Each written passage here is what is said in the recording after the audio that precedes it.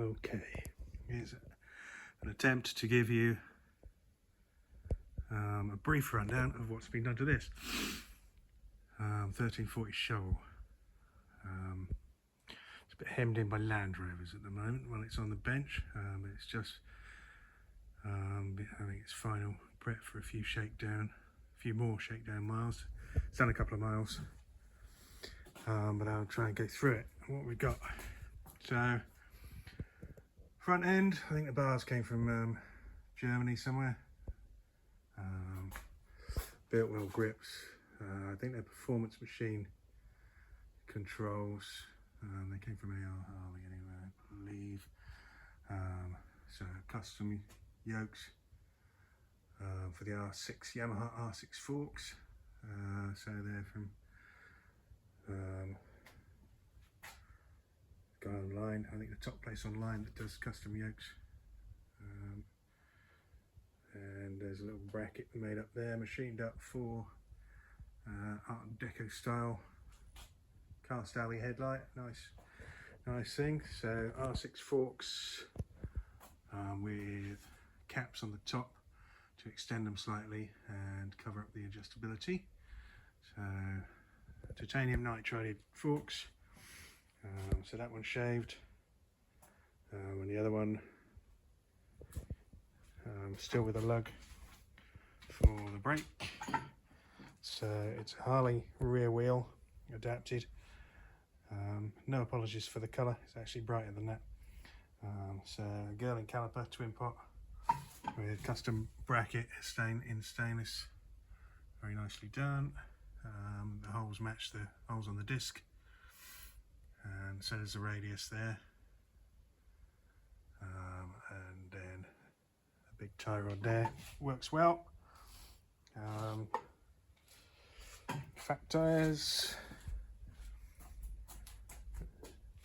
Avons, so that's a one-off front wheel spindle, CNC'd in stainless, and then there's a cap on there where there'd normally be bolt holes, so that wheel can obviously be redone. The frame, so that's a 2-pack fluorescent on there, powder coat, as is the frame. It's a 2-pack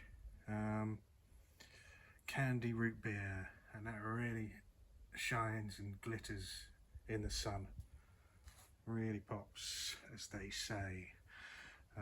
Tank, that came from Germany as well, so it's a twin filler.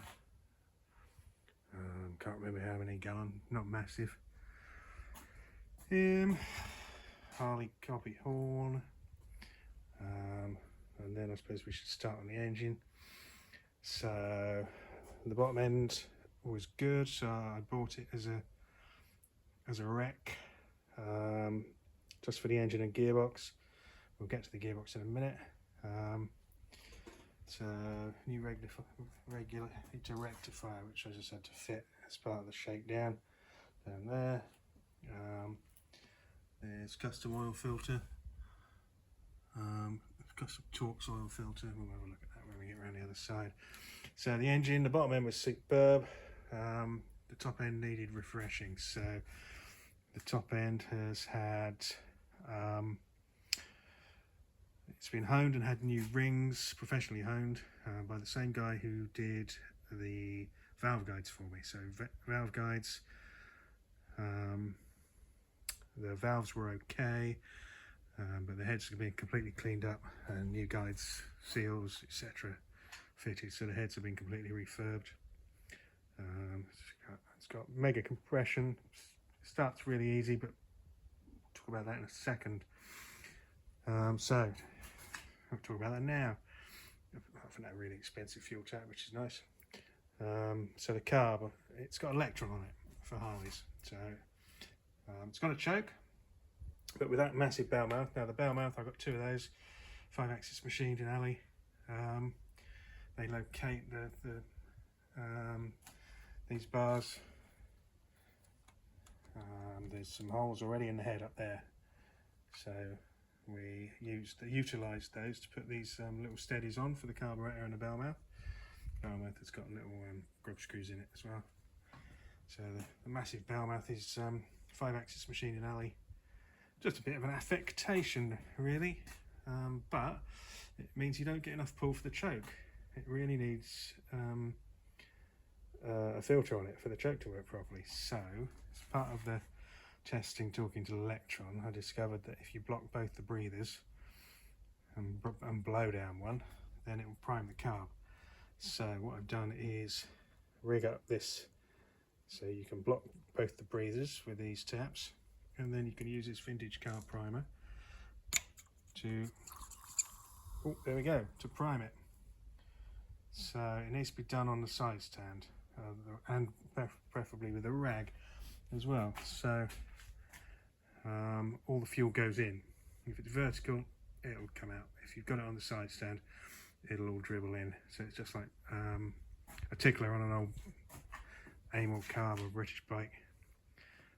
And it starts pretty much first or second kick on that. Starts easily when it's warm as well. Not a problem at all. So it's twin plugged as well. I got the same guy who did the valve guides and the other head work to twin plug it. Nice Taylor leads, so it starts no problem at all. So you could put a filter on there and get the choke working and get rid of all this. It's like starting a small aeroplane otherwise, which I quite enjoy. And it's a bit of a spectacle, but not entirely practical. But then these things aren't entirely practical, are they? Moon Eyes oil tank, custom battery. It's got another battery inside it because I wanted it to be yellow to match the leads. But that's another story. You can easily change that. The ignition there, RF ignition, so keyless ignition. This bracket and footrest is all custom made out of stainless by myself. Most of the work's done by myself. Nice Brembo universal, so that works nicely. On the Girling caliper on the back, we'll get to that in a minute. Cobalt exhaust, so you can look Cobalt up. Very nice work indeed. The oil way modification there on the cylinder heads, separate supplies. Nice stainless fittings.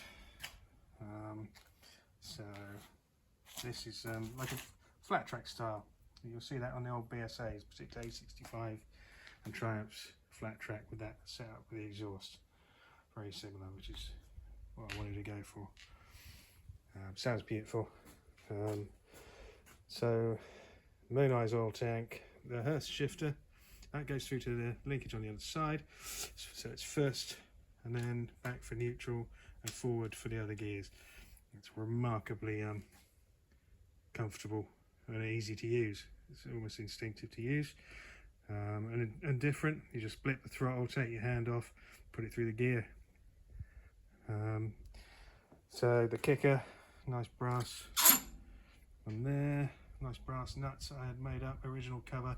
The casing is brand new. I found the casing was cracked and absolutely knackered when I bought the bike.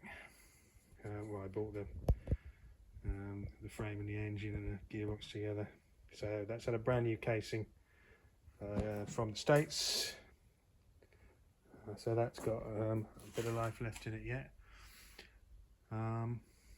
So this video is going on a bit, so I'm going to do 2 10 minutes. So this is going to be part 1.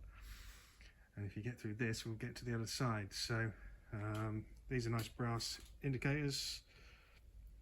Sorry, backlights, not indicators. There are no indicators. Brake light and backlight in there, all wired up. We used a bit of this houndstooth stuff, which is nice vintage look all over it. You'll see it here and there. Nitron shock.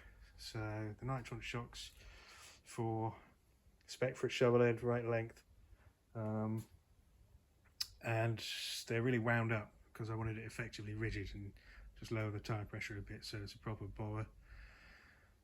They could be functional. You could just wind and set them up proper if you wanted to.